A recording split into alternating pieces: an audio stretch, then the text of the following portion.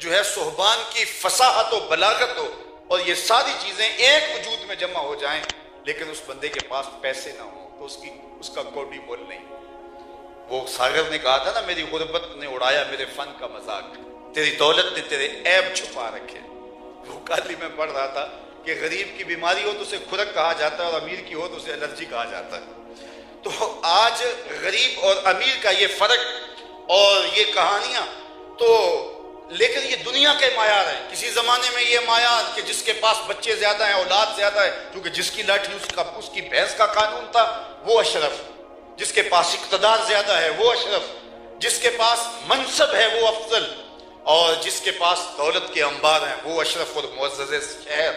لیکن میرے اور آپ کے آقا و مولا نے ایک معیار دیا، اور وہی حقیقی معیار ہے، اور وہ کہ خیرکم من تعلم القرآن وعلمہ۔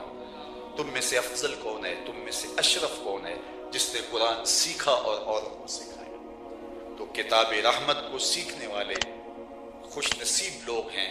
حضور علیہ السلام نے دن کی تنہائیوں میں، دن کے اجالوں میں اور رات کی تنہائیوں میں اس کتاب کو پڑھتے رہنے کی تلقین کرتے ہوئے ارشاد فرمایا کہ قرآن پڑھا کرو اور قرآن پڑھتے ہوئے رویا کرو۔ فَإِن لَمْ تَبْكُوا فَتَبَاكُوا، بلکہ فرمایا کہ رونا نہ آئے تو رونے کی کوشش کیا کرو۔ حضرت داتا گنج بخش علی حجویری بولے، کسی مرید سے جب یہ بات کہی، حضور کا فرمان سنایا، تو اس نے کہا حضرت اگر رونے کی کوشش کریں پھر بھی رونا نہ آئے، فرمایا پھر مقدر پہ رویا کرو۔ اتنے سنگ دل ہو گئے ہو کہ تمہاری آنکھیں آنسوں کا خراج نہیں دیتی۔ تو حضور علیہ السلام نے یہ بھی ارشاد فرمایا کہ تمہارا رب سے ہم کلام ہونے کو جی چاہے تو قرآن کھول کے بیٹھ جائے۔ یہ رب سے باتیں کرنا ہے، یہ رب سے ہم کلام ہونا ہے۔ حضرت سہل بن عبداللہ تستری کسی جنگل میں رہتے تھے، لوگ انہیں ملنے گئے تو واپس پلٹتے ہوئے کسی نے کہا حضرت اس جنگل میں رہتے ہو، آؤ نا شہر میں، تمہارے مزاج کے لوگ مل جائیں گے۔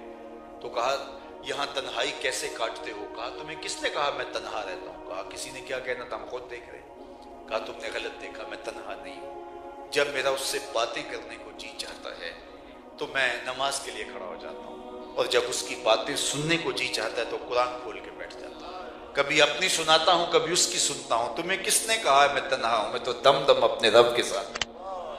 تو اپنے رب سے ہم، بلکہ میں نے پہلی مرتبہ جب یہ روایت پڑھی تو عجیب کیفیت ہوئی کہ فرمایا کہ قرآن وہ اللہ کی لٹکتی ہوئی رسی ہے جس کا ایک سرا تمہارے ہاتھ میں ہے، دوسرا سرا تمہارے رب کے دست کرم میں ہے، اس کے دست قدرت میں ہے اس کا دوسرا سرا۔ تو یہ تصور نہال کر دیتا ہے، یہ وہ پاکیزہ کلام جو سچ پر مشتمل ہے اور ہدایت کا سرچشمہ ہے۔ اس کتاب کو پڑھنے اور اس کتاب کو یاد کرنے کی سعادت پاؤ، اور اپنی اولادوں کو بھی اس قرآن کی تعلیم دلواؤ، اور خود بھی اس قرآن کو پڑھو۔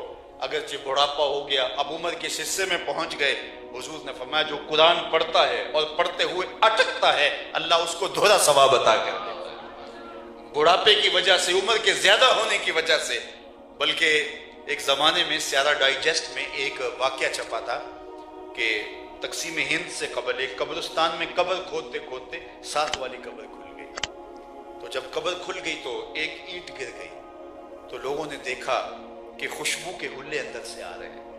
شوق اور تجسس زیادہ بڑھ گیا۔ ایک قبر گر گئی تھی، دوسری ایک اینٹ گری تھی، دوسری اینٹ خود نکال لی، اور دیکھا کہ صاحب قبر کا کفن بھی میلا نہیں ہوا۔ شوق کی مزید چنگاریاں روشن ہوئی تو ایک اینٹ اور اٹھائی تو دیکھا تازہ گلاب ہے جو پھولوں سے بھرا ہوا ہے، تازہ ٹہنی ہے گلاب کی جو پھولوں سے بھری ہے، اور قبر منور بھی ہے اور خوشبودار اور مشکبار بھی ہے۔ خیر قبر بند کر دی، اور قبر کے نشان پر صاحب قبر کا گھر ڈھونڈنے نکلے۔ دیکھیے تو صحیح کہ یہ کون سا اعزاز ہے جو اس نے پایا ہے، کون سی نیکی کرتا تھا تاکہ ہم بھی وہ نیکی کر کے یہ اعزاز پائیں۔ خیر ڈھونڈتے ڈھونڈتے گھر مل ہی گیا، اور اس کی بیوہ ابھی موجود تھی جو بہت بوڑھی ہو چکی تھی۔ کہا کہ تیرے شوہر کی قبر یوں ملی، اور یوں خوشبوؤں کے حلے قبر سے آ رہے تھے، اور اس کا کفن بھی میلا نہیں ہوا۔ تو ہم پوچھنا چاہتے ہیں کہ تیرے شوہر کا عمل کیا تھا تاکہ ہم بھی وہ عمل کریں اور ہماری قبر بھی روشن ہو۔ تو اس نے اپنے ذہن پہ زور دیتے ہوئے کہا کہ میرا شوہر تو ایک سادہ سا ان پڑھ شخص تھا، کوئی ایسا عمل نہیں ہے جو مجھے یاد ہو۔ ہاں ایک بات مجھے یاد ہے، اور وہ یہ کہ میرا شوہر قرآن نہیں پڑھا ہوا تھا، اور اسے شوق پیدا ہو گیا قرآن کی تلاوت کا، لیکن عمر کے اس حصے میں جو ہے وہ پڑھ نہیں سکتا تھا۔ جب صبح نماز پڑھنے جاتا اور لوگ بعد میں قرآن کھول کے بیٹھ جاتے تو وہ اشک بار ہو جاتا، کاش کہ میں بھی قرآن پڑھا ہوتا اور میں قرآن مجید کی تلاوت کرتا۔ اللہ اکبر، وہ بوجھل قدموں سے واپس گھر آتا اور طاق پہ رکھے ہوئے قرآن مجید کے نسخے کو اٹھاتا اور کھولتا اور ایک ایک سطر پہ انگلی رکھتا اور اشک بہ رہے ہوتے اور ساتھ کہتا مالک مجھے نہیں پتا یہ کیا لکھا ہے، لیکن جو لکھا ہے سچ لکھا ہے۔ پھر دوسری سطر پہ انگلی رکھتا، کہتا مالک مجھے یہ بھی نہیں پتا کہ یہ کیا لکھا ہے، یہ بھی حق لکھا ہے، اور یوں انگلیاں پھیرتا چلا جاتا اور یہی کہتا مالک یہ بھی سچ ہے، یہ بھی حق ہے، یہ بھی سچ ہے، یہ بھی تیرا کلام ہے، یہ بھی تیرا کلام ہے۔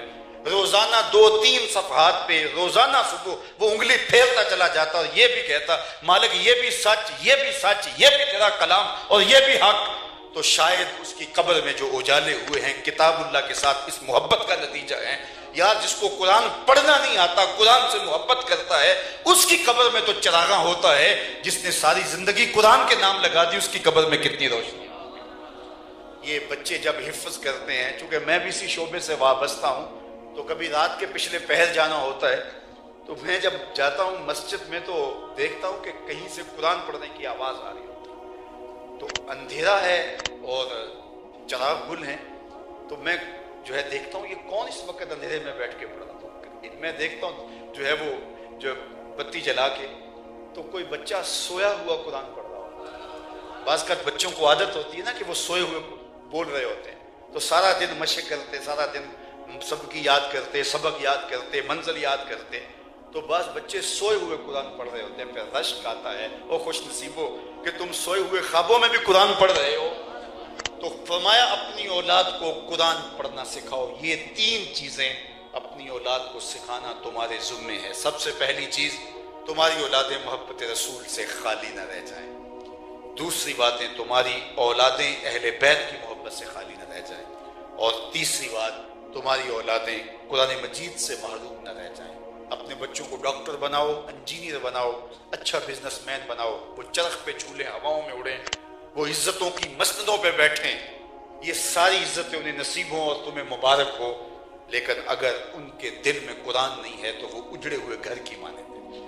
اور اگر ان کے سینے میں حب اہل بیت نہیں ہے اور ان کے سینے میں محبت رسول کا چراغا نہیں ہے تو پھر ان کے سینے خالی ہیں، وہ منصب، وہ عزتیں کچھ نہیں ہیں، ورنہ ان عزتوں کو 4 چاند لگ جائیں گے۔ تو آئیے میں اور آپ اپنی اولادوں کو حضور علیہ السلام کے پیار اور حضور علیہ السلام کی محبت اور حضور علیہ السلام کی کرم نوازیوں اور حضور کی رحمتوں کے حصار میں لے کر کے آئیں۔ ساری زندگی حضور کے ہو کے رہیں، جئیں تو ان کے لیے، مریں تو ان کے لیے۔ اقبال کے سارے کلام کا رس نچوڑیں تو خلاصہ یہ نکلتا ہے کہ محمد سے وفا تو نے تو ہم تیرے ہیں، یہ جہاں چیز ہے کیا لوح و قلم تیرے۔ کہتے ان سے وفا کر لو، پھر لوح بھی تمہیں دے دیں گے، تختی بھی تمہیں دے دیں گے، قلم بھی تمہیں دے دیں گے، پھر تمہاری تقدیر کے فیصلے کہیں اور نہیں لکھے جائیں گے،